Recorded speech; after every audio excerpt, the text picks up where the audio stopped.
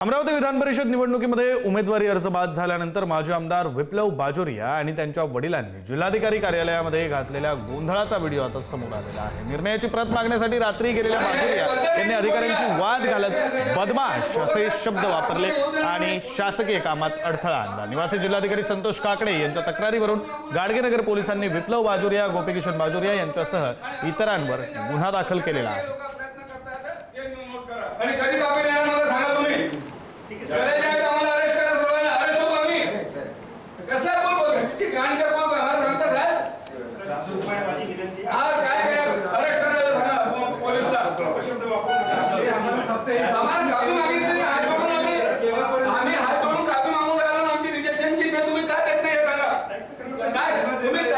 सकाळपासून एकच विषय आहे, हे मी हायकोर्ट आणि सुप्रीम कोर्टावर जाणार। तुम्ही एक विषय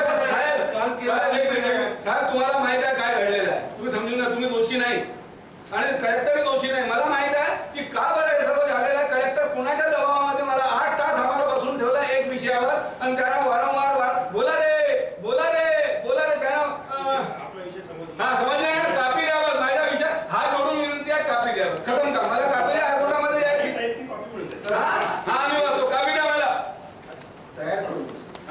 आम्ही रात्रभर बघतो।